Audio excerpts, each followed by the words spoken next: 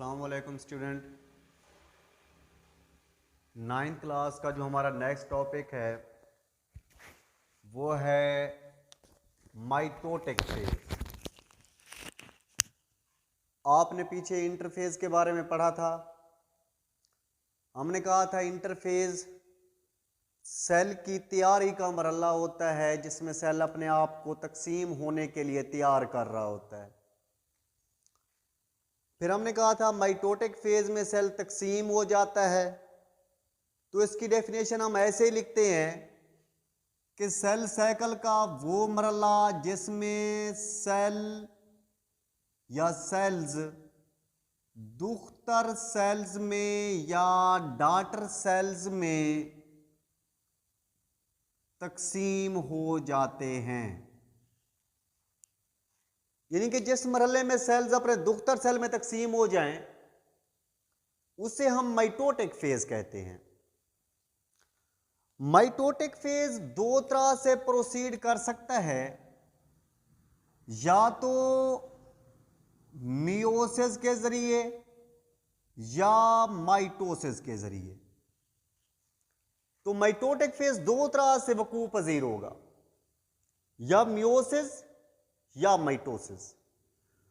अब हम देखते हैं माइटोसिस क्या होती है। तो हम कहते हैं कि सेल की ऐसी तकसीम जिसमें एक अबाई सेल तकसीम हो और उससे दो दुख्तर सेल्स बने। दुख्तर सेल में क्रोमोसोम की तादाद अबाई सेल जितनी हो तो हम ऐसी डिवीजन को या ऐसे माइटोटिक फेज को माइटोसिस का नाम देते हैं। तो यहां पर हम लिखते हैं कि सेल की ऐसी तकसीम जिसमें अबाई सेल दो दुख्तर सेल में तकसीम हो जाता है, और ये जो दुख्तर सेल्स होते हैं इनमें क्रोमोसोम्स की तादाद अबाई सेल जितनी होती है। तो इस मरहले को या इस तकसीम को हम माइटोसिस कहते हैं। एक अबाई सेल तकसीम हुआ, दो दुख्तर सेल बनाए, दुख्तर सेल के अंदर क्रोमोसोम की तादाद अबाई सेल जितनी है। यहां पर भी आप देख सकते हो 46 है और यहां पर भी 46 है, तो इसका मतलब अबाई सेल और दुख्तर सेल में क्रोमोसोम की तादाद बराबर है। अब हम इसकी दरियाफ्त की अगर बात करें कि माइटोसिस को किसने दरियाफ्त किया, तो उस साइंसदान का नाम था वाल्टर फ्लेमिंग। इस साइंसदान ने माइटोसिस को सबसे पहले ऑब्जर्व किया। तो माइटोसिस को का सबसे पहले जिसने मुशाहिदा किया उसका नाम था वाल्टर फ्लेमिंग। तो वाल्टर फ्लेमिंग ने माइटोसिस का सबसे पहले मुशाहिदा किया। अब माइटोसिस किन सेल्स में हो सकती है, किन सेल्स में नहीं हो सकती, हम वो बात करते हैं। अगर माइटोसिस की बात करें तो ये दो तरह के सेल में होती है। एक है सोमैटिक सेल और दूसरा यूकैरियोटिक सेल।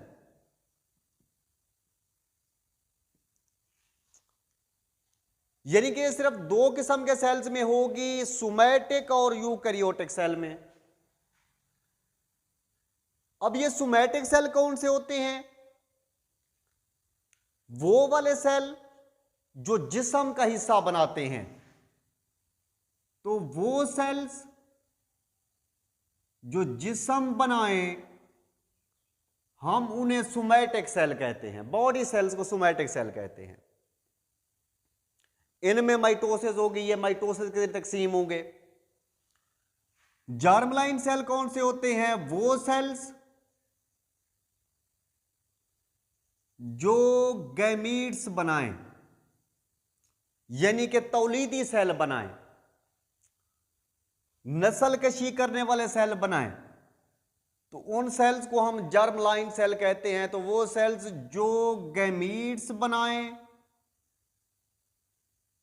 उनको हम जर्मलाइन सेल कहते हैं। जो जिस्म बनाए उनको हम सोमैटिक सेल कहते हैं। अब ये जो सोमैटिक सेल हैं इनमें माइटोसिस होती है, और जो जर्मलाइन सेल हैं इनके अंदर मियोसिस होती है। तो अगर एमसीक्यूज में पूछा जाए कि जर्मलाइन सेल में कौन सी डिवीजन होगी, वो मियोसिस है। सोमैटिक सेल में माइटोसिस होगी। एक और वहां पर हमने पढ़ा था कि यूकैरियोटिक सेल के अंदर माइटोसिस होती है, लेकिन प्रोकैरियोटिक सेल के अंदर बाइनरी फिजन होती है। तो यहां पर हमने लिखना है कि जो प्रोकैरियोटिक सेल हैं यानी कि गैर वाज़े न्यूक्लियस वाले, प्रोकैरियोटिक सेल के अंदर माइटोसिस की तरह की तकसीम होती है।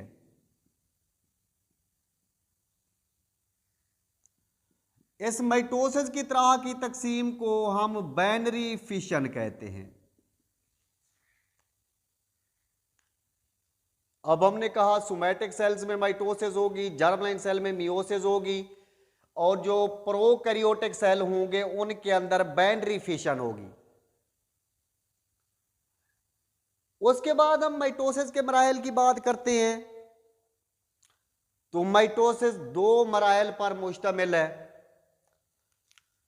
जो सबसे पहला मरला है उसको हम कहते हैं कैरियोकाइनेसिस,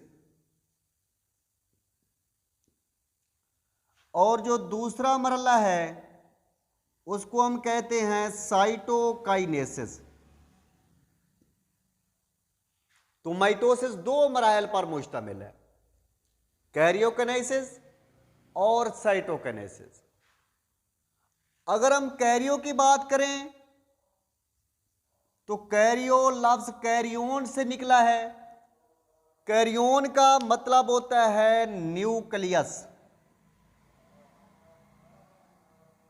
और जो साइटो है, साइटो का मतलब सेल भी होता है, साइटो का मतलब साइटोप्लाज्म भी होता है। तो यहां पर हम इनकी डेफिनेशंस पढ़ते हैं, दोनों की, कैरियोकाइनेसिस की और साइटोकाइनेसिस की। तो कैरियोकाइनेसिस हम कहते हैं कि न्यूक्लियस की तकसीम को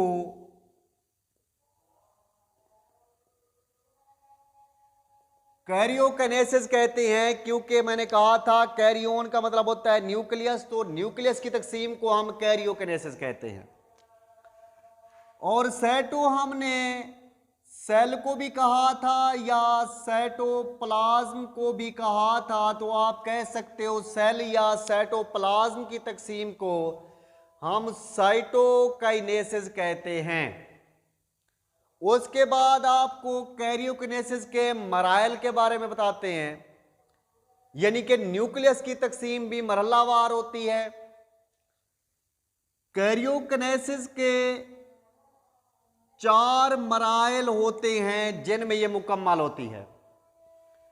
पहले मरहले को हम कहते हैं प्रोफेज, दूसरे मरहले को हम कहते हैं मेटाफेज, तीसरे मरहले को हम कहते हैं एनाफेज, और चौथा जो मरहला है उसको हम कहते हैं टीलोफेज। तो ये कैरियोकाइनेसिस के 4 मराहल हैं, पहला प्रोफेज, दूसरा मेटाफेज, तीसरा एनाफेज और चौथा टीलोफेज। ये हम अगले लेक्चर में इन मराहल को फर्दन पढ़ेंगे। तो ये हमने माइटोसिस, माइटोटिक फेज के बारे में, फिर माइटोसिस के बारे में कुछ पढ़ा। अभी हमने इसका कैरियोकाइनेसिस और साइटोकाइनेसिस बाद में पढ़ने हैं। उम्मीद करता हूं कि यहां तक आप सब लोगों को समझ आ गई।